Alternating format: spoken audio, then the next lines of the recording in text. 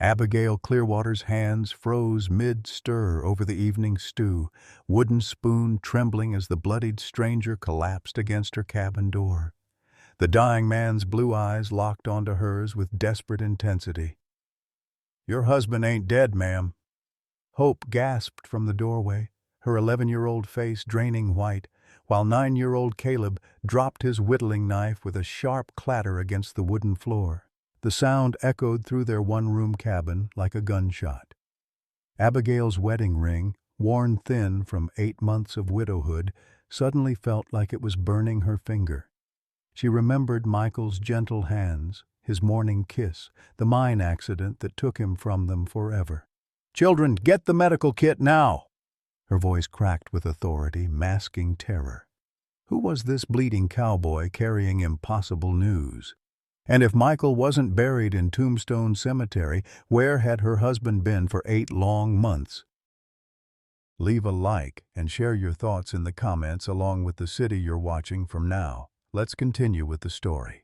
The Arizona Territory had never been kind to dreamers, but it had been particularly cruel to the Clearwater family.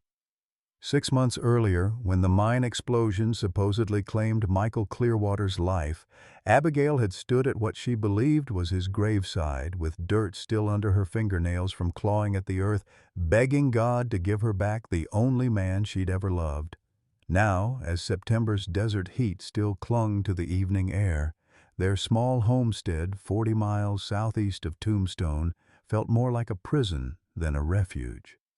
The natural spring that had drawn Michael to this land still bubbled faithfully behind their cabin, but everything else was dying. Their 3 remaining cattle were thin as scarecrows. The vegetable garden had withered despite Abigail's Cherokee grandmother's teachings about desert farming, and the banknote for $300, a fortune they didn't possess, crinkled in her apron pocket like a death sentence. Abigail Clearwater carried the blood of 2 worlds in her veins. Her mother had been pure Cherokee, daughter of a medicine woman who could read the future in smoke and dreams. Her father was a Scottish trader who'd loved her mother enough to learn the Cherokee tongue and respect their ways. At 32, Abigail possessed her grandmother Winona's high cheekbones and intuitive wisdom, combined with her father's stubborn determination and pale green eyes that seemed to see straight through deception. Those eyes had been clouded with grief for too long. 8 months of struggling alone, of watching her children grow gaunt despite her best efforts, of lying awake counting coins by candlelight and coming up short every time. The children had aged years in those months. Hope, 11 years old with her mother's Cherokee features and an unsettling ability to dream things before they happened, had taken on responsibilities no child should bear. 9-year-old Caleb, blessed with his grandfather's red hair and cursed with a memory that forgot nothing, still searched the horizon every evening for his father's return. "Papa's not dead, Mama," he'd whisper every night during prayers. "I can feel it in my bones." Abigail had learned to ignore those whispers, chalking them up to a child's inability to accept loss. She'd buried her own Cherokee intuition along with her hope, focusing instead on survival. The bank had given them until month's end, 12 more days, to produce the money or lose everything Michael had worked to build. Dr. Silas Whitman, the kind physician who'd delivered the news of Michael's death and had been courting her with gentle persistence ever since, kept assuring her that marriage to him would solve their financial troubles. "A woman shouldn't face such hardships alone," he'd say, his pale hands always perfectly clean, his brown eyes always slightly too eager. But something about his eagerness made her grandmother's Cherokee blood whisper warnings she couldn't quite understand. Something about the way he asked too many questions about the land, about the spring, about whether Michael had ever mentioned finding anything valuable in the desert rocks. Something about the way her children instinctively stepped behind her whenever Dr. Whitman came calling. The gunshots came like thunder rolling across the desert floor, distant but unmistakably urgent. Abigail set down her mending and moved to the window, her Cherokee instincts sharpening as she counted the reports. 6 shots, a pause, then 3 more. That wasn't hunting. That was a running fight. "Mama?" Hope's voice carried that particular tremor that always preceded her strange dreams. The child stood in the doorway to the small back room where she and Caleb slept, her dark eyes wide with something beyond normal fear. "I dreamed about a man with blue eyes and blood on his hands. He was calling for help." Before Abigail could respond, Caleb burst through the front door, his freckled face flushed with excitement. "Mama, there's riders coming fast down the canyon trail, and they're shooting at something." The hoofbeats reached them then, irregular, desperate, the sound of a horse being pushed beyond its limits. Abigail grabbed Michael's old Winchester from above the fireplace, her hands moving with practiced efficiency to check the ammunition. 8 months of widowhood on the frontier had taught her that hope was a luxury, but preparedness was survival. "Children, into the root cellar. Now." "But Mama," Caleb started. "Now!" The Cherokee war tone in her voice brooked no argument. Both children scrambled toward the hidden trapdoor beneath the kitchen table, but Hope paused at the threshold. "He needs our help," she whispered. "The blue-eyed man. If we don't help him, the bad men will hurt more families." Abigail felt her grandmother Winona's spirit stir in her blood, that ancient Cherokee knowing that some moments change the course of destiny. But practicality warred with intuition. She had 2 children to protect, a failing homestead to defend, and barely enough supplies to last the week. The lone rider burst into view then, hunched low over his horse's neck, blood darkening his shirt. His mount, a magnificent bay stallion, stumbled and nearly went down, foam flecking its muzzle. Behind him, perhaps a quarter-mile back, 5 men rode hard in pursuit, their weapons glinting in the dying sunlight. The fleeing man's eyes found hers across the distance, blue as desert sky, desperate as a soul seeking salvation. Something in his gaze called to the Cherokee healer in her blood, the part of her that Winona had trained to recognize when the spirits demanded action over safety. He slid from his horse just as the animal collapsed, its great heart finally giving out. Blood seeped through his fingers where he pressed them against his shoulder, but he managed to pull 2 leather saddlebags free before the bay breathed its last. His pursuers were closing fast, their shouts carrying across the desert air. Abigail made her choice. "This way!" She threw open the cabin door, the Winchester cradled in her arms. "Quickly!" The stranger stumbled toward her, and she saw that Hope had been right about the blood on his hands, not just his own, but older stains that spoke of violence survived. Yet something in his bearing, in the careful way he moved despite his wounds, reminded her of Michael's gentle strength. "Ma'am, I can't bring this trouble to your door," he gasped, but she was already helping him inside, her practical mind cataloging his injuries. Gunshot wound to the shoulder, possibly a cracked rib, exhaustion, and blood loss. "Children, medical supplies. Hope, boil water. Caleb, watch the trail." She eased the stranger into Michael's old chair by the fireplace, noting how he instinctively positioned himself where he could see both the front door and the window. The saddlebags thudded to the floor, and she glimpsed papers scattered within, official-looking documents, photographs, what appeared to be bank records. Whatever this man carried, people were willing to kill for it. "My name's Ezra Stone," he managed through gritted teeth. "I was a Pinkerton detective until 3 days ago. Those men work for Judge Thaddeus Blackwood, and they've been chasing me across 2 territories. The name hit Abigail like a physical blow. Judge Blackwood, the same man who'd presided over the legal proceedings after Michael's supposed death, who'd been so helpful in arranging the affairs, who'd recommended Dr. Whitman as a suitable companion for a grieving widow. "Why are they chasing you?" she asked. but she was already beginning to suspect the answer would change everything. Ezra's blue eyes met hers, and she saw in them the same desperate honesty that had drawn her to Michael years ago. "Because I discovered that Judge Blackwood has been murdering people and faking their deaths to steal their land. And ma'am," his voice dropped to a whisper as the sound of approaching horses grew louder, "I believe your husband was one of his victims." The world tilted beneath Abigail's feet. Through the window she could see dust clouds growing larger as the pursuers approached. Hope stood frozen with the kettle in her hands while Caleb's face went white as desert bones. The riders thundered past in a cloud of dust and curses, their horses' hooves beating a violent rhythm against the hard-packed earth. Abigail pressed herself against the cabin wall, Winchester ready, while Hope and Caleb crouched behind the overturned table. Through the gap in the shutters, she counted 5 men, hard-faced and heavily armed, the kind who killed for wages rather than passion. "Where'd he go, Buck?" The leader's voice carried the authority of someone accustomed to violence.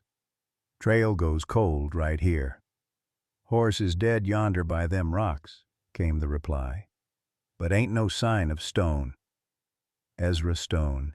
Even wounded and bleeding in Michael's chair, the man held himself with the quiet dignity of someone who'd faced death before and made peace with it. His blue eyes never left Abigail's face as she listened to the men outside debate whether to search the cabin. "Judge ain't gonna be happy if we come back empty-handed again," another voice growled. "Stone's got them papers and Blackwood wants 'em burned before they reach Santa Fe. Then we keep hunting. Check every homestead, every water hole, every cave between here and the territorial line." The sound of horses moving away brought no relief. Abigail knew frontier justice. Men like these would circle back, search more thoroughly, leave no stone unturned. She'd bought them time, nothing more. "Show me," she whispered to Ezra once the hoofbeats faded completely. "Show me what you have about my husband." Ezra's hands shook as he opened the saddlebags. Whether from blood loss or emotion, Abigail couldn't tell. The papers inside were meticulously organized. Bank records, legal documents, photographs, all bearing the neat handwriting of a trained investigator. But it was the tintype photograph he handed her that stopped her heart. Michael. Alive. Standing outside a building she didn't recognize, wearing clothes she'd never seen, his arm around a woman who wasn't her. The date on the back read, "Tucson, August 1881, 1 month ago." "That's not possible." The words came out strangled, barely human. "Michael died in the mine explosion last January. I saw his body. I buried him." But even as she spoke, doubt crept in like desert wind through cabin chinks. The body had been damaged, crushed beyond easy recognition. Dr. Whitman had advised against viewing it, had handled all the arrangements with such gentle efficiency. Dr. Whitman, who'd appeared in their lives just weeks before the accident. Dr. Whitman, who knew too much about their financial troubles, their land rights, the location of the spring. "Ma'am, that man you buried wasn't your husband." Ezra's voice was gentle but implacable. "His real name is Samuel Blackwood, the judge's son. He's been using your husband's identity for months, probably planning to marry you and claim this land legally." Hope spoke from behind the table, her young voice carrying the weight of Cherokee prophecy. "I dreamed about a lying father who wore a dead man's face. Grandmother Winona showed me in the smoke visions." Caleb's photographic memory kicked in with devastating precision. The handwriting on Papa's letters changed after Christmas, and he forgot that I'm left-handed when he tried to teach me to whittle. Papa never forgot things like that. Each revelation hit Abigail like a physical blow. The man she'd been grieving wasn't dead, but the man she'd been living with was a stranger. Every tender moment, every shared meal, every gentle word had been a lie carefully constructed to steal everything Michael had worked to build. "Where is he?" Her voice carried the cold fury of Cherokee warriors defending their homeland. "Where is my real husband?" Ezra pulled out a map marked with red X's scattered across the Arizona territory. "If the pattern holds, Blackwood's people keep the men alive long enough to sign over their property rights, then dispose of them. Your husband could be in any of these locations: abandoned mines, remote canyons, places where no one would hear screams." The word "screams" hit her like a slap. While she'd been mourning a dead man, her real husband might have been suffering, calling her name, wondering why she never came looking for him. "We have to find him." She was already moving, gathering supplies, her mind racing through possibilities. How long before those men come back? They'll search in a grid pattern. We have maybe 2 hours before they circle back here. Ezra tried to stand, swayed, sat back down hard. "But ma'am, I can't ask you to—" "You're not asking, I'm telling." The steel in her voice would have made Winona proud.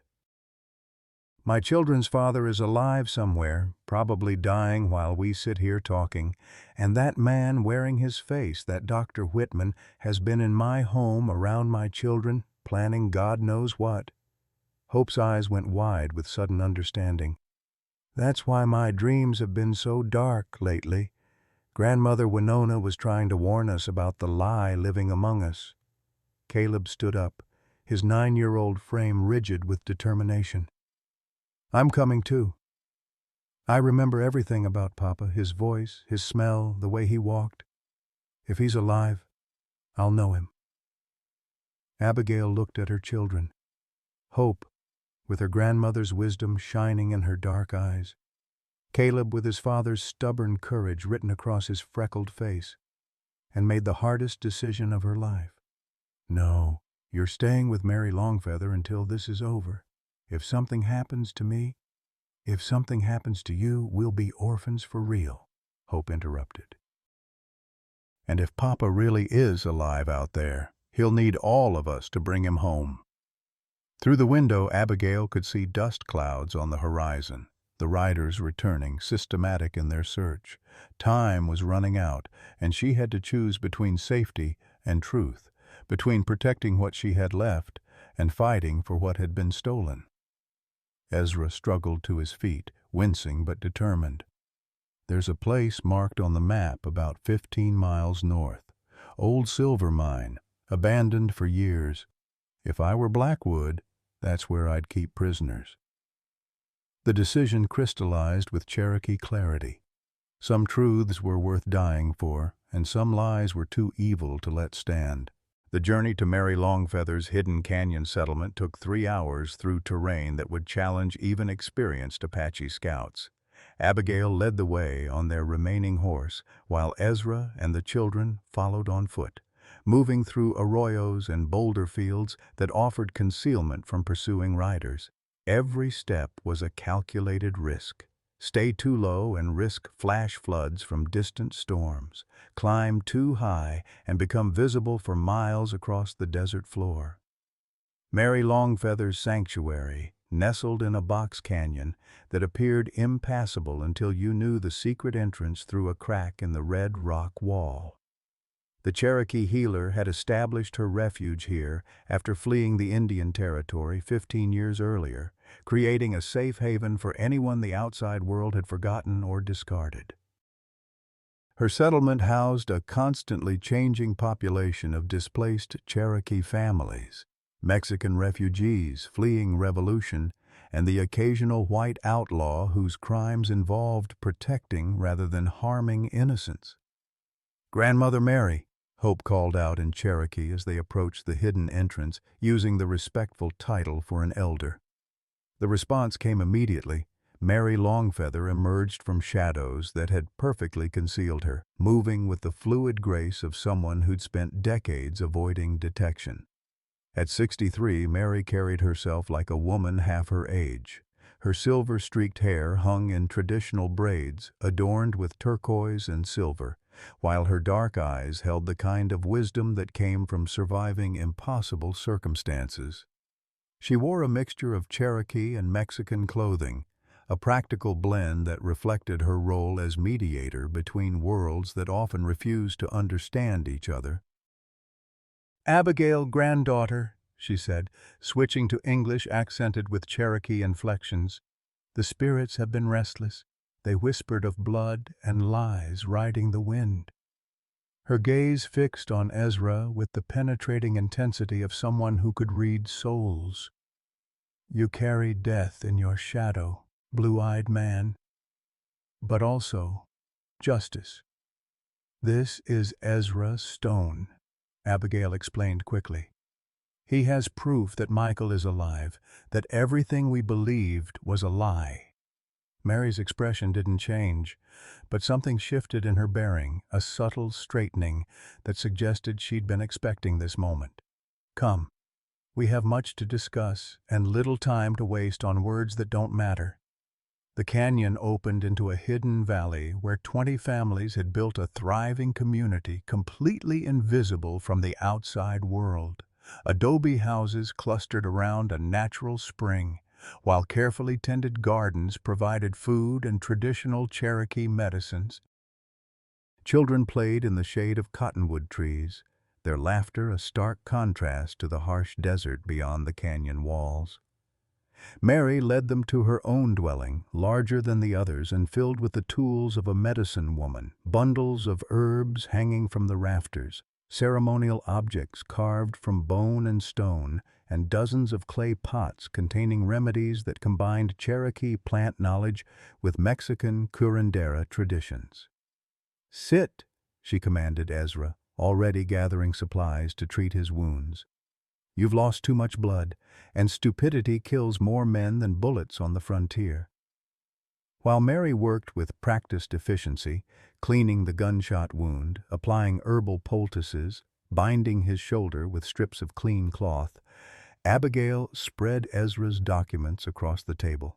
The evidence painted a picture of corruption so vast and systematic that it made her stomach clench with rage and despair. Judge Thaddeus Blackwood hadn't simply stolen land.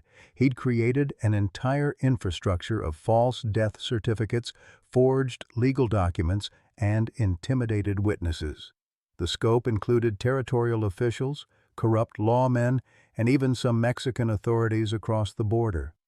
Men were declared dead in convenient accidents, their property transferred to shell companies controlled by Blackwood's network, and their families left to grieve while the victims disappeared into a network of hidden prisons. 47 men, Ezra said through gritted teeth as Mary's needle worked, "that we know of. Could be twice that number. Some killed immediately, others kept alive for months while their paperwork gets processed. The ones kept alive—" He paused, gathering strength. "They're used for labor in Blackwood's illegal mining operations, worked to death in conditions that would make hell seem comfortable." Hope studied a map marked with red X's indicating known prison sites. "Papa's been gone 8 months. If he's still alive—" She didn't finish the sentence, but everyone understood. 8 months of imprisonment under such conditions would break most men beyond repair. "He's alive," Caleb said with absolute conviction. "I can feel it. Papa's tough and he's smart. He'll have found ways to survive." Mary finished her medical work and turned her attention to the documents, her weathered fingers tracing patterns that seemed to reveal hidden meanings. "This corruption runs deeper than greed," she said finally. "This is about power, controlling who lives, who dies, who prospers, who suffers. It's the same disease that drove us from our homeland, wearing new faces but carrying the same poison." She moved to a large clay pot in the corner and withdrew something wrapped in oiled leather, a rifle that gleamed with careful maintenance despite its obvious age. "This belonged to my husband before the soldiers killed him. He always said weapons are tools, like medicine or prayers. They can heal or harm, depending on the heart that guides them." Abigail accepted the rifle, feeling its weight and balance.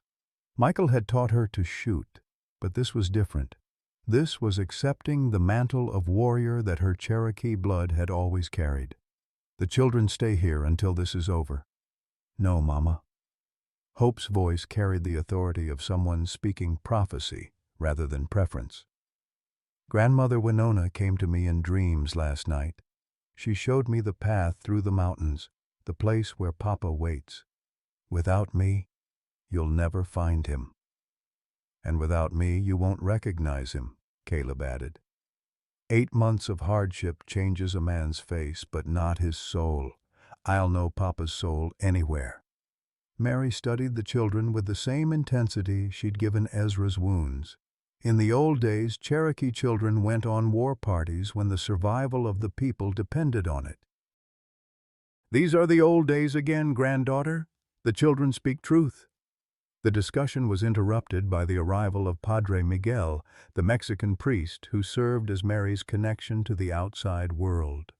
A small, compact man in his 50s, he possessed the kind of quiet intensity that came from ministering to people the rest of society had abandoned. His brown Franciscan robes were dusty from hard riding, and his usually gentle eyes held the grim expression of someone carrying terrible news. "Senora Clearwater," he said, removing his wide-brimmed hat, "I bring word from Tombstone. Dr. Whitman has filed legal papers claiming you've been mentally unstable since your husband's death. He seeks guardianship of your children and control of your property." The trap was closing. While they'd been focused on finding Michael, the man posing as Dr. Whitman had been consolidating his position through legal channels. If successful, he could claim everything: the children, the land, the silver that Ezra's investigation had revealed lay beneath their homestead. "How long do we have?" Abigail asked. "The hearing is scheduled for next week. Judge Blackwood himself will preside." Padre Miguel's voice carried the bitter irony of corrupt justice. "Senor Whitman has witnesses prepared to testify that you've been seen talking to yourself, neglecting the children, making wild accusations about your dead husband being alive." Ezra struggled to his feet despite Mary's disapproving glare. "Then we don't have time for a careful search. We hit the most likely locations hard and fast, find evidence of Michael or the other prisoners, and get back to challenge those proceedings." "Or we all die trying," Mary said pragmatically. "But some things are worth dying for, and justice is one of them." Abigail felt the weight of decision settling on her shoulders like a heavy cloak. Every choice carried the potential for loss: her children's safety, her own life, any chance of exposing Blackwood's crimes. But in her grandmother's voice, she heard the old Cherokee teaching: "Sometimes the only way to save what you love is to risk everything for truth." "We leave at sunset," she decided. "Travel by night, strike at dawn. Hope will guide us to the most likely location. Caleb will help identify Michael if we find him, and Ezra will document everything for legal evidence." The next few hours passed in intense preparation. Mary provided additional weapons and ammunition, along with Cherokee war paint that would help them move unseen in desert terrain. Padre Miguel offered to ride to Santa Fe with copies of Ezra's evidence, ensuring that if they didn't survive, someone would know the truth about Blackwood's operation. As the sun began its descent toward the western mountains, painting the desert in shades of red and gold that reminded Abigail of blood and fire, she gathered her strange war party around Mary's fire. Her children sat beside her, no longer looking like innocents, but like young warriors ready to fight for their family's survival. Ezra checked his weapons with the methodical precision of a man who'd faced death before and expected to face it again. Mary Longfeather offered a Cherokee blessing, calling on the spirits of their ancestors to guide their path and protect their purpose. The ancient words seemed to stir something in the desert air itself, as if the land remembered older conflicts and older justices. "Remember," Mary said as they prepared to depart, "you're not just fighting for one family. You're fighting for every family this evil has touched. Every man imprisoned, every widow left to grieve a husband who isn't dead. Carry that responsibility with honor." As they rode out of the hidden canyon, Abigail felt the full weight of Cherokee destiny settling on her shoulders. Behind them lay safety and the known world. Ahead lay darkness, danger, and the slim chance of reclaiming everything that had been stolen from them. But also, ahead lay Michael, if he still lived. The abandoned Silver Creek mine sat like a festering wound in the mountainside, its entrance yawning black against the pre-dawn darkness. Abigail crouched behind a boulder outcropping 50 yards from the main shaft, her heart hammering against her ribs as she studied the layout through Michael's old field glasses. What she saw made her blood run cold with a mixture of rage and desperate hope. Guards. 3 men with rifles stationed around the perimeter, their casual alertness suggesting this was routine duty rather than emergency response. And that meant prisoners, living prisoners who required watching. 2 more by the equipment shed, Ezra whispered beside her, his wounded shoulder making his movements careful and deliberate. And there's light coming from deeper in the mine. That's not natural. Someone's got lanterns burning down there. Hope pressed against her mother's side, her young face painted with the traditional Cherokee war stripes that Mary Longfeather had applied before their departure. The child's dark eyes held an otherworldly intensity that reminded Abigail powerfully of her grandmother Winona's prophetic trances. "Papa's down there," Hope whispered with absolute certainty. "I can feel his heartbeat in the mountain's bones. But he's not alone. There are others. So many others, Mama." Caleb lay flat on his stomach beside them, his photographic memory cataloging every detail of the enemy positions. The guard by the mine entrance keeps checking his pocket watch. Shift change, maybe. And see how the one by the shed keeps looking toward that trail. They're expecting someone. As if summoned by his observation, the sound of approaching horses drifted across the desert air. Abigail counted the hoofbeats, 6 riders moving at a steady pace, confident in their control of the terrain. Through the field glasses, she watched the guards straighten and move to predetermined positions. The arriving riders were led by a man whose bearing screamed authority despite the early hour. Even in the pre-dawn gloom, Abigail recognized the silver hair and imperious posture of Judge Thaddeus Blackwood himself. The other 5 men were clearly enforcers, the same type of hardened killers who'd chased Ezra to her doorstep. "Well, well," Blackwood's voice carried clearly in the thin mountain air as he dismounted. "Has our guest decided to be more cooperative?" "Still claiming he don't know nothing about no silver deposits, Judge," one of the guards replied. "But he's getting weaker. Doc Whitman's treatments are wearing him down real good." Doc Whitman. The false name stabbed through Abigail like a physical blade. The man she'd almost married, almost trusted with her children's future, was here, actively participating in her husband's torture. "Bring him up," Blackwood commanded. "Time for another conversation, and bring the others too. Sometimes seeing fellow sufferers helps clarify a man's thinking." What happened next would haunt Abigail's dreams for the rest of her life. The guards disappeared into the mine and emerged minutes later, driving a line of men who barely resembled human beings. Skeletal, filthy, moving with the careful shuffle of people whose spirits had been systematically broken, they emerged into the dawn light like ghosts returning from hell. She counted 12 men in various stages of physical and mental collapse. Some she recognized from wanted posters and missing person reports that had circulated through territorial newspapers. Others were strangers whose families probably still wondered what had happened to husbands and fathers who'd simply vanished one day. And at the end of the line, supported by 2 other prisoners because his legs could no longer hold his weight, was Michael. Abigail's breath caught in her throat.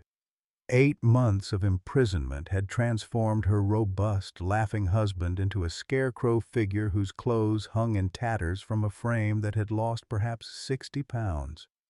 His once thick brown hair was now streaked with premature gray, and his face bore the gaunt, hollow-eyed expression of someone who'd seen too much suffering and absorbed too much pain. But his eyes, those gentle brown eyes that had first captured her heart at a church social 15 years ago, still held the stubborn spark that made him Michael Clearwater. When Judge Blackwood approached him, Michael lifted his head with defiant dignity that no amount of torture had been able to break. "Still maintaining that fantasy about having a wife and children, Clearwater?"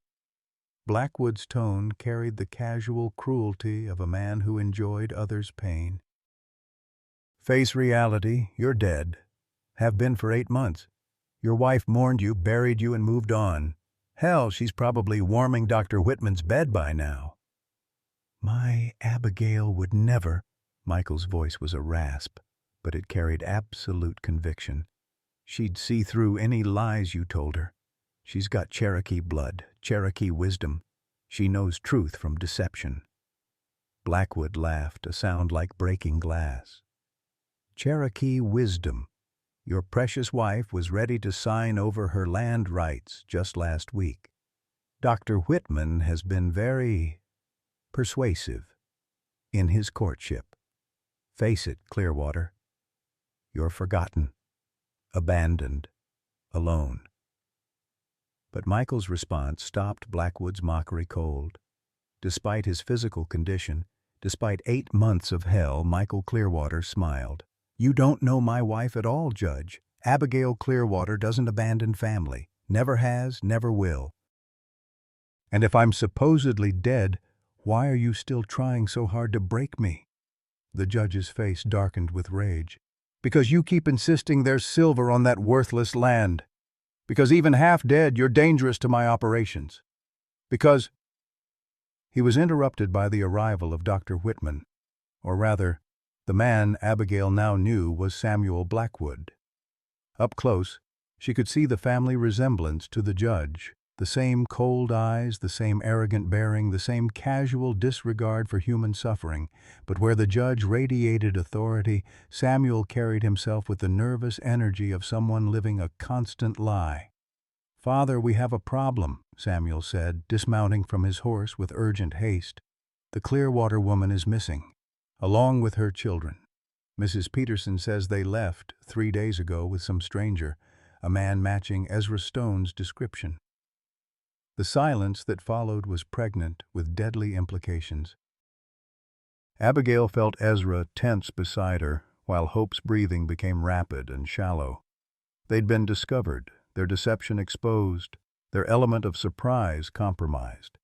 "Stone," Judge Blackwood breathed, and the name carried the weight of personal vendetta. "That interfering bastard cost me my other son, and now he's going to cost me everything else. How many men do we have available?" 15 here, another 20 scattered across the territory," Samuel replied. "But Father, if Stone's reached the woman, if he's shown her the evidence, then we accelerate the timeline." Blackwood's voice carried the finality of a death sentence. "Kill the prisoners, all of them, tonight. Make it look like an Apache raid, scatter the bodies, burn the evidence. Then we hunt down Stone and the Clearwater family and finish this permanently." Michael's reaction was immediate and desperate. "No! You bastards have what you want. You've got me. You've broken me. Leave my family alone." "Your family?" Blackwood laughed again. "Your family stopped existing the day we declared you dead. Your wife, your children, they're obstacles now. And I remove obstacles." That's when Hope made her move. Before anyone could stop her, the 11-year-old girl stood up from behind the boulder and walked into the open, her small figure painted with Cherokee war stripes, her young voice carrying the authority of generations of warrior women. "You're wrong," she called out, her words echoing off the mountainside. "We don't abandon family, ever." The effect was electric. Every gun in the camp swung toward her, but Hope continued walking forward with the fearless certainty of someone guided by spiritual forces beyond normal understanding. "Papa," she called to Michael, her voice breaking with emotion. "We found you. We came to bring you home." Michael's reaction nearly broke Abigail's heart. The grown man collapsed to his knees, tears streaming down his gaunt face, reaching toward his daughter with shaking hands. "Hope, oh God, baby girl, you shouldn't be here. It's not safe." "Safe is being together," Hope replied, still walking forward. "Safe is telling the truth instead of living lies." Judge Blackwood recovered first, his face twisting with rage. "Kill her! Kill the child now!"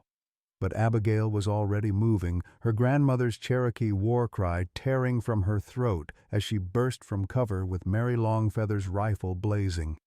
Behind her came Ezra and Caleb, their weapons adding to the sudden chaos as the dawn air filled with gun smoke and the screams of wounded men. The battle for Silver Creek Mine had begun, and with it the fight for truth, justice, and the survival of everything the Clearwater family held sacred. Through the smoke and confusion, Abigail saw Michael struggling to his feet, his fellow prisoners rallying around him despite their weakened condition. Hope continued walking forward, untouched by bullets as if protected by Cherokee spirits, her young voice raised in the ancient war songs Mary Longfeather had taught her. This was their moment of truth. Live free or die together, but never again live under the shadow of lies. The bullet meant for Hope instead shattered the rock beside her head, sending stone fragments across her Cherokee war paint like tears of the mountain itself. Abigail's world narrowed to a single, crystalline moment of absolute terror, her daughter standing exposed in the killing ground while Judge Blackwood's men recovered from their initial surprise and began returning fire with deadly precision. "Hope, get down!" Michael's voice, strengthened by desperate paternal love, cut through the chaos as he threw himself forward despite his weakened condition. 3 other prisoners followed his lead, their skeletal bodies forming a human shield around the child, even as bullets whined through the air around them. Abigail's Cherokee training took over, her body moving with the fluid grace her grandmother Winona had drilled into her during childhood games that were really lessons in survival. She rolled behind a boulder as Samuel Blackwood's rifle spoke, the bullet scoring a line of fire across her shoulder. The pain was immediate and sharp, but it also brought clarity. This was life or death, and hesitation meant losing everything she'd fought to reclaim. Ezra's Colt .45 barked twice in rapid succession, and 2 of Blackwood's guards crumpled to the ground. But the former Pinkerton detective paid a price for his accuracy. A rifle bullet caught him in the thigh, spinning him around and dropping him hard against the rocky mountainside. Blood spread across his pants leg in an ominous dark stain. "Mama!" Caleb's young voice carried pure terror as he watched his sister surrounded by violence. The 9-year-old boy stood frozen for a heartbeat, then his father's stubborn courage asserted itself. He began working his way around the perimeter of the firefight, using every rock and depression for cover, his small size allowing him to move unseen toward the mine entrance. Judge Blackwood's rage had transformed him from a corrupt official into something approaching a rabid animal. "Kill them all!" he screamed, his carefully cultivated judicial demeanor replaced by raw bloodlust. "Every last one. No witnesses, no survivors." But his men were facing something they hadn't expected: the desperate fury of people fighting for their families' survival. The 12 liberated prisoners, despite months of abuse and malnutrition, had found new strength in the presence of hope. They scattered across the camp, some wielding improvised weapons, others simply creating chaos that disrupted the guards' organized response. Michael Clearwater, sustained by the impossible sight of his daughter alive and fighting, managed to reach one of the fallen guards and claim his rifle. His hand shook with weakness, but his aim was steady as he put a bullet through the shoulder of the man trying to flank Abigail's position. 8 months of imprisonment hadn't dimmed his protective instincts. If anything, they had concentrated them into pure, focused determination. "Behind you!" Hope's voice rang out with preternatural awareness as she spotted a guard emerging from the mine shaft with a shotgun. Her warning saved Ezra's life. He rolled left just as both barrels discharged, filling the air with buckshot that would have cut him in half. Samuel Blackwood, meanwhile, had taken cover behind the equipment shed and was methodically working to pick off the prisoners one by one. His medical training gave him an intimate knowledge of human anatomy, and his shots were placed with surgical precision. 2 prisoners fell in quick succession, their life's blood seeping into the desert soil that had already absorbed too much suffering. "You should have stayed dead, Clearwater," Samuel shouted across the chaos. "Should have accepted your fate instead of dragging your family into this hell." Michael's response came in the form of a rifle shot that splintered the wood inches from Samuel's head. "You're not fit to speak their names, you murdering bastard." The tide of battle shifted when Caleb reached the mine entrance and made a discovery that changed everything. Hidden behind a pile of mining equipment, he found dynamite, enough high explosive to bring down half the mountainside. His photographic memory supplied the techniques he'd watched miners use around Tombstone, and his young hands began working with desperate efficiency to create an improvised weapon. "Ezra," he called out, his young voice cracking with strain, "I found dynamite. Tell me when." But before Ezra could respond, tragedy struck. Judge Blackwood, realizing his carefully constructed empire was crumbling around him, made a desperate play for victory. He grabbed Hope, his arms circling her throat, his pistol pressed against her temple. "Enough!" His voice carried the authority of a man who'd spent decades controlling life and death. "Everyone stop shooting right now, or the girl dies." The silence that followed was deafening. Even the wounded men stopped moaning, as if the desert itself held its breath. Abigail felt her heart stop beating as she watched her daughter, her brave, prophetic, irreplaceable daughter, held hostage by the monster who'd destroyed so many families. "That's better," Blackwood continued, his breathing heavy with exertion and rage. "Now here's what's going to happen." Stone throws down his weapons and walks into the open. The woman does the same. The prisoners return to their chains. And maybe, I let this child live long enough to watch her parents die slowly. Hope's response surprised everyone, including her captor. Instead of terror, her young voice carried the serene certainty of someone who'd seen beyond the veil of ordinary reality. "You can't kill me," she said simply. "Grandmother Winona showed me in the smoke visions.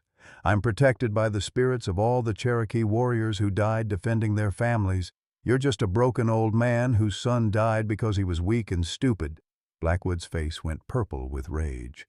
"I'll show you protection, you little savage." But his finger never tightened on the trigger. Michael Clearwater, drawing on reserves of strength he didn't know still existed, had worked his way to within 20 feet of the judge. As Blackwood raised his pistol to carry out his threat, Michael launched himself forward in a desperate tackle that carried both men to the ground. The 2 men rolled across the rocky ground, grappling for control of the weapon. Michael's 8 months of imprisonment had left him physically depleted, but desperation and paternal love gave him strength beyond his diminished frame. Blackwood was older but better fed, and he fought with the vicious cunning of a man who'd survived decades of frontier politics. "Papa!" Hope scrambled away from the struggling men, but she didn't run to safety. Instead, she moved toward Caleb's position, her prophetic instincts guiding her toward some purpose that only she could see. The pistol discharged between the 2 men, the sound echoing off the mountainside like thunder. For a moment, both figures went still, and Abigail's heart nearly stopped as she waited to see which man would rise. It was Michael who struggled to his feet. blood streaming from a gash on his forehead but very much alive. Judge Blackwood lay motionless, his chest rising and falling in the shallow rhythm of a man whose time was measured in minutes rather than hours. But the victory was short-lived. Samuel Blackwood, seeing his father fall, rose from behind the equipment shed with murder in his eyes and a rifle in his hands. His shot was aimed directly at Michael's heart, and at that range there was no possibility of missing.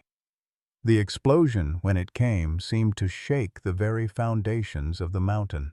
Caleb's improvised dynamite charge, placed with the precision of a child's innocent determination and lit by hope's prophetic timing, brought down a section of the mine entrance in a roar of falling rock and billowing dust.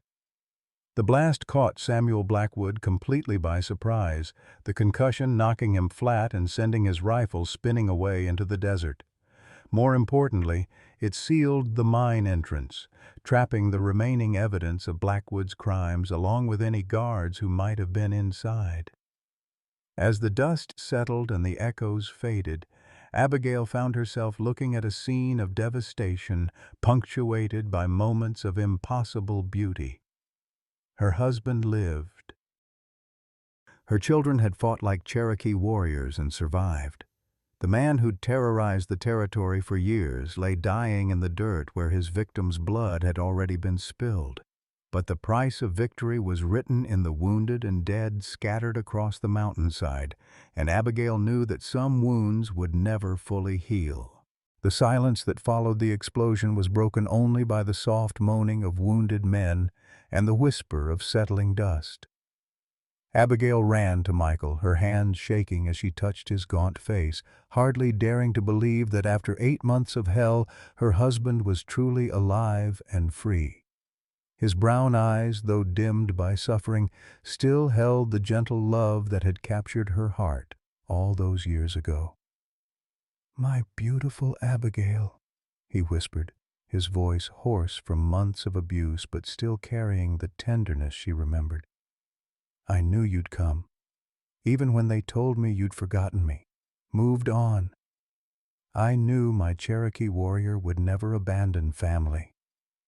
But their reunion was shattered by Samuel Blackwood's anguished scream. The false doctor. Whitman had crawled to his father's side, cradling the dying judge's head in his lap. Blood frothed from Judge Blackwood's lips as his lungs struggled with the damage from Michael's desperate tackle, but his eyes still burned with malevolent intelligence. "Father, don't leave me," Samuel sobbed, and for a moment he sounded like the frightened child he'd once been rather than the calculating criminal he'd become.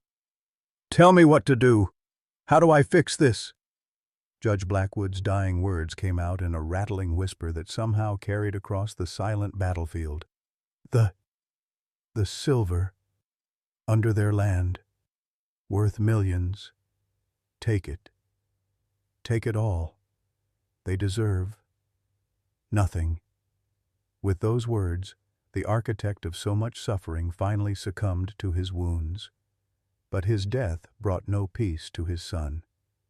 Samuel Blackwood's grief transformed instantly into something far more dangerous, the rage of a man who'd lost everything and had nothing left to lose.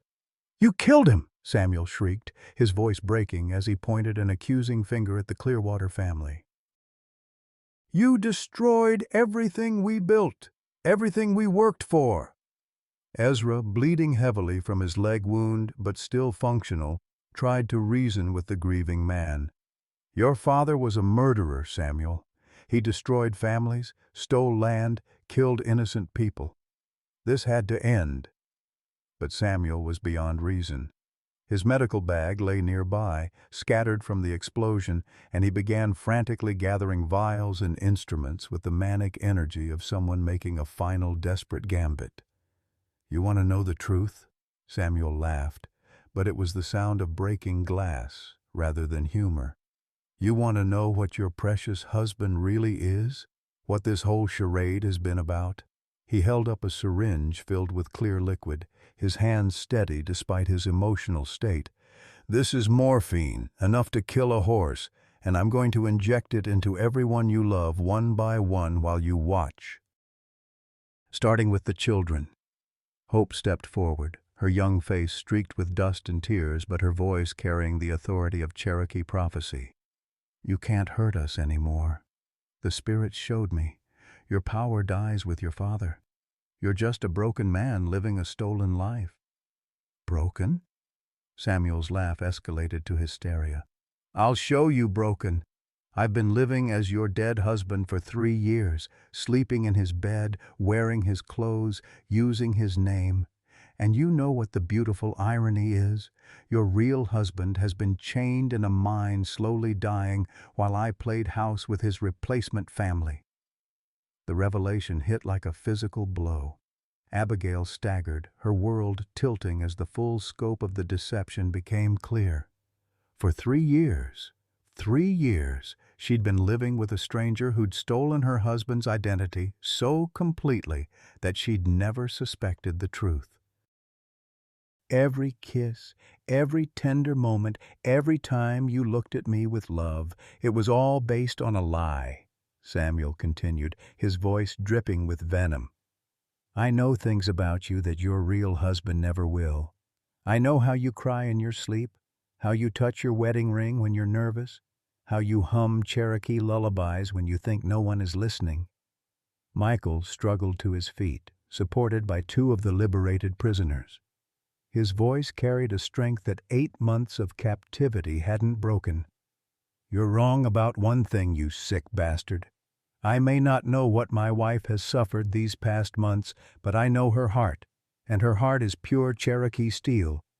It can't be broken by lies or poisoned by false love. Pure? Samuel shrieked. She was ready to marry me. Last week she was considering my proposal. Your pure wife was going to take my name, give me your children to raise, sign over your land to my control. The words hung in the air like poison, and Abigail felt something inside her crack. Not break. Cherokee women didn't break, but crack under the weight of guilt and self-recrimination. How close had she come to betraying everything Michael represented? How close had her children come to calling their father's enemy Papa? Caleb, still clutching the detonator from his dynamite exploit, spoke with the clarity that only children possess. But she didn't marry you. Even living your lie, she knew something was wrong. Mama's Cherokee blood recognized the deception, even when her mind didn't. Her Cherokee blood? Samuel spat. Always the savage heritage, always the primitive superstitions.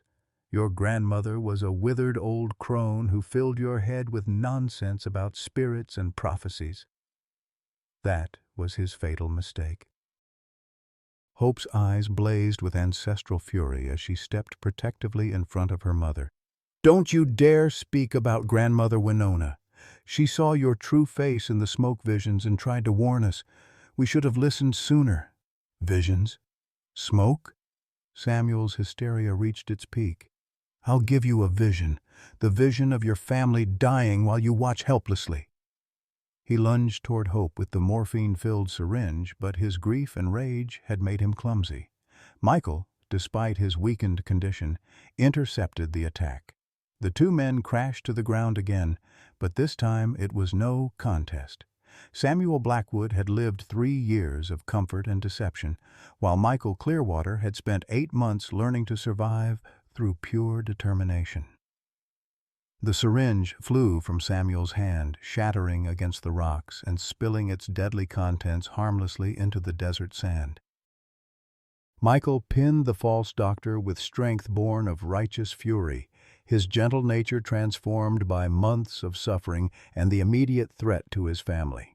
You want to know what 8 months in your father's hell taught me? Michael's voice was barely recognizable, carrying the hard edge of a man who'd been pushed beyond all reasonable limits.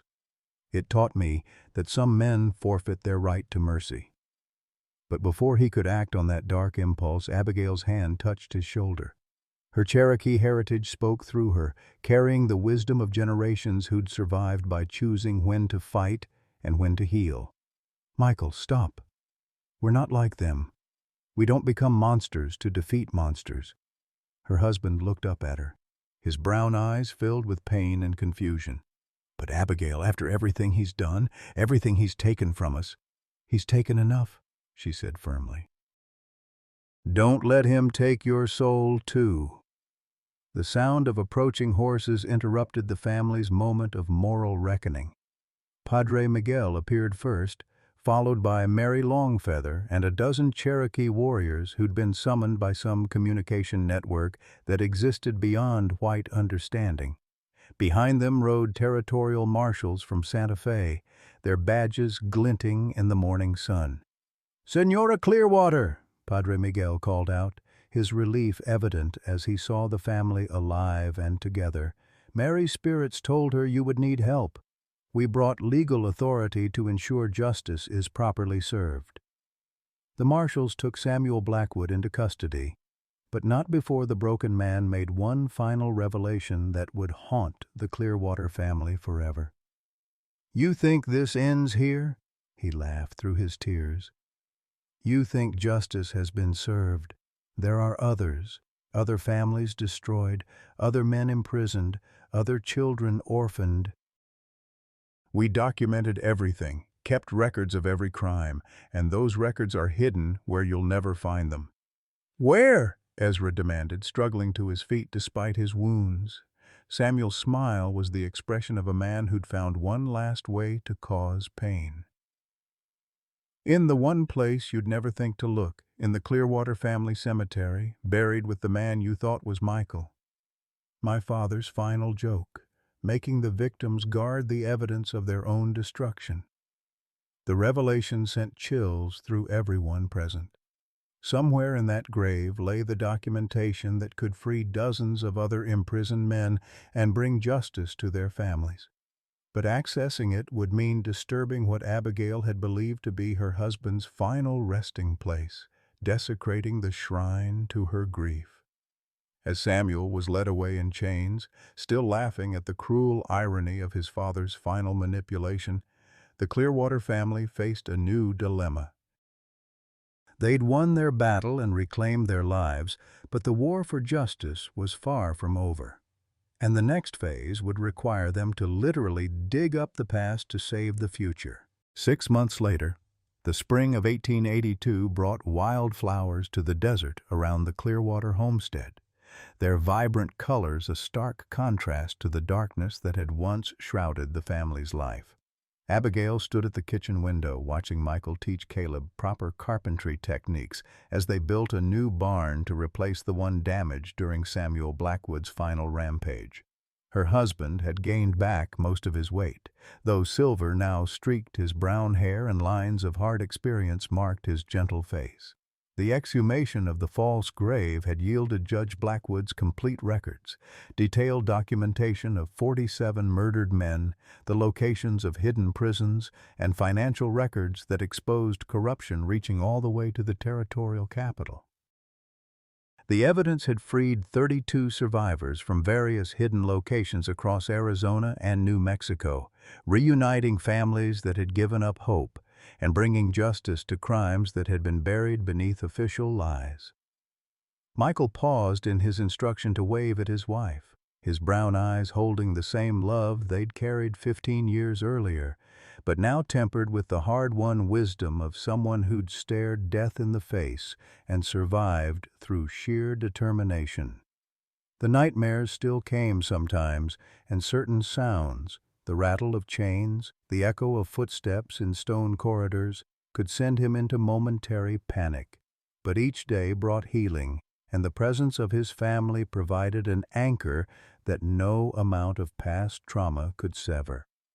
"Mama, the territorial governor's coming up the road," Hope called from the front porch, her prophetic abilities now accepted and honored by the family, rather than dismissed as childhood imagination. At 12, she'd become something of a legend throughout the territory, the Cherokee girl whose visions had helped expose the greatest corruption scandal in frontier history. Governor Samuel Crawford dismounted from his horse with the careful dignity of a man who understood the political importance of this visit. The Clearwater case had made national headlines, exposing systemic corruption that had embarrassed territorial officials and forced congressional investigations. Crawford's political survival depended on being seen as the reform candidate who'd cleaned up Arizona territory. "Mrs. Clearwater," he said, removing his hat as Abigail emerged from the cabin. "Mr. Clearwater, I come bearing news that I hope will bring your family some measure of satisfaction." The news was indeed satisfying. Samuel Blackwood had been sentenced to life imprisonment, while 17 other officials had been convicted of various crimes ranging from embezzlement to accessory to murder. The territorial judicial system had been completely reorganized with new safeguards designed to prevent future corruption. Most importantly, the families of victims had received compensation from the forfeiture of the Blackwood Network's ill-gotten assets. "There's something else," Governor Crawford continued, his tone shifting to formal ceremony. "The territorial legislature has voted to award your family a special commendation for courage in the face of injustice. Your actions have made Arizona Territory a safer place for all honest families." But Abigail was only half listening to the governor's words. Her attention was focused on a dust cloud approaching from the east, another visitor arriving at their increasingly busy homestead. This one, however, brought joy rather than official business. Mary Longfeather rode up on her spotted pony, her weathered face creased with the kind of smile that suggested she carried wonderful news. Behind her came a young Apache woman whom Abigail didn't recognize but whose bearing suggested important business. "Granddaughter," Mary called out in Cherokee, dismounting with the fluid grace that defied her 63 years. "I bring news from the South. The Apache bands have agreed to your proposal." The proposal had been Michael's idea, a way to use their newfound wealth and influence to create something positive from the ashes of their trauma. The silver deposits beneath their land had indeed proven valuable, yielding enough income to make the Clearwater family financially secure for generations. But rather than simply enjoy their good fortune, they'd chosen to establish a foundation dedicated to helping other families destroyed by corruption and violence. The Apache bands, traditional enemies of both white settlers and Cherokee, had initially been skeptical of the offer. But Hope's visions had provided a bridge between cultures, her prophetic gifts earning respect from Apache medicine women who recognized authentic spiritual power regardless of tribal origin. "We will help build the school," the young Apache woman said in careful English. "Our children will learn alongside Cherokee and white children. Together, we will ensure that future generations know how to recognize evil before it takes root." The school was to be located on Clearwater land, funded by the silver mine's profits, and dedicated to teaching not just traditional academic subjects, but also the kind of character education that might prevent future Judge Blackwoods from rising to power. It would welcome children from all backgrounds, white, Cherokee, Apache, Mexican, creating a generation that valued truth over convenience and justice over profit. Caleb came running from the barn, his young face bright with excitement. "Mama, Papa says I can help design the school building. He's teaching me about load-bearing walls and proper foundation techniques." At 10, Caleb had become his father's shadow, learning carpentry and engineering with the intense focus that only children possess. But he'd also inherited his mother's Cherokee intuition, often sensing problems before they became apparent. The combination of practical skills and spiritual awareness made him uniquely suited to help build something that would bridge multiple cultures. Hope joined the group, carrying a leather portfolio filled with drawings and plans. Her artistic talents had evolved to serve her prophetic gifts. She could sketch faces she'd seen in visions, map locations revealed in dreams, and design buildings that somehow felt spiritually as well as structurally sound. "I dreamed about the school again last night," she said, opening the portfolio to reveal detailed architectural drawings that would have impressed professional designers. It needs to be built in a circle with the main hall in the center and smaller rooms radiating outward, like a medicine wheel, but also like a family gathering around a fire. Governor Crawford examined the drawings with growing amazement. "Young lady, these plans are extraordinary. Have you had formal training in architecture?" Hope smiled with the serene confidence that had carried her through the darkest moments of their ordeal. "Grandmother Winona teaches me in dreams.